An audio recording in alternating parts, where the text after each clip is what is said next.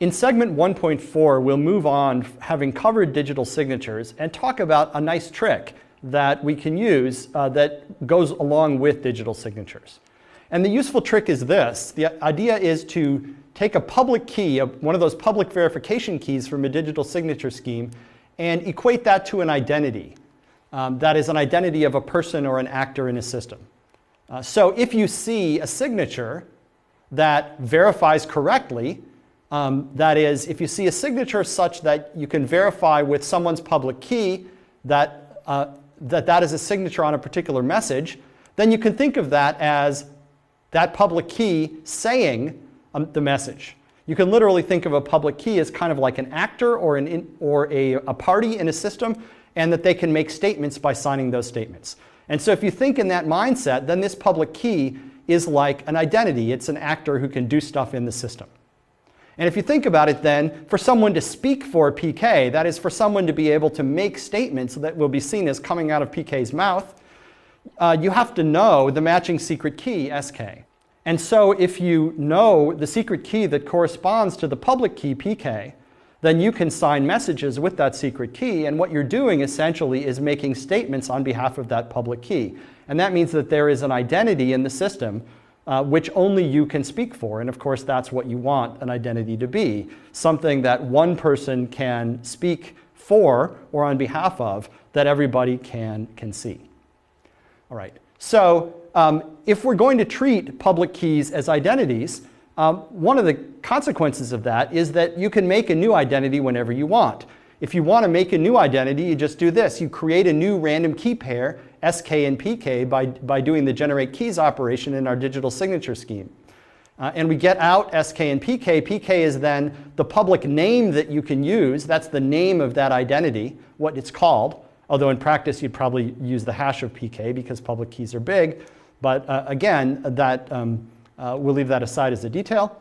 So PK, or the hash of it, is the public name that you use to talk about the identity. And SK, the secret key, is the information that lets you, the person who generated this identity, speak for the identity. You control the identity because only you know the secret key. And if you generated this in such a way that the public key PK looks random, then nobody needs to know who you are. You can generate a fresh identity that looks random, that looks, that looks like a face in the crowd, that only you can control. This brings us to the idea of decentralized identity management. That rather than having a central place that you have to go in order to register as a user in a system, you don't need to get a username, you don't need to inform someone that you're going to be using a particular name. If you want a new identity, just make one. Anybody can make a new identity at any time, and you can make as many as you want. If you prefer to be known by 5 different names, no problem, just make 5 identities. If you want to be somewhat anonymous for a while, you can make a new identity, use it just for a little while, then throw it away. All of these things are possible with decentralized identity management, and there's no central point of control, so that you don't have to have anyone who's in charge of it. The system operates in an entirely decentralized way. And this is the way Bitcoin, in fact, does identity. These identities are called addresses in Bitcoin jargon. And so you hear the term address used in talking about Bitcoin and cryptocurrencies. But what that really is just a public key or a hash of a public key. It's an identity that someone made up out of thin air as part of this decentralized identity management scheme. Now, the obvious question that arises when you're talking about decentralized identity management and people making up these identities is, how private is this? And the answer is, it's complicated. On the one hand, the addresses that are made up this way are not connected to your real-world identity. You can execute a randomized algorithm. It will make some kind of PK that looks kind of random, and nothing exists initially to connect that to who you are. You can do that in the privacy of your own home.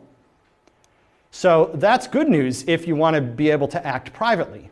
But the bad news if you want to act privately is that if that address, if that identity is making a series of statements over time, if it's engaging in a series of acts over time, that people can see that whoever this is has done a certain series of actions, and they can start to connect the dots. Gee, this person is acting a lot like Joe. Maybe this person is Joe.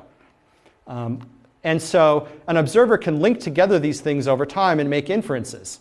And so this balance between, on the one hand, there being no initial tie to real-world identity, And on the other hand, that a pattern of behavior of an address emerging over time, and the question of what can be inferred and which dots can be connected, that gets pretty complicated.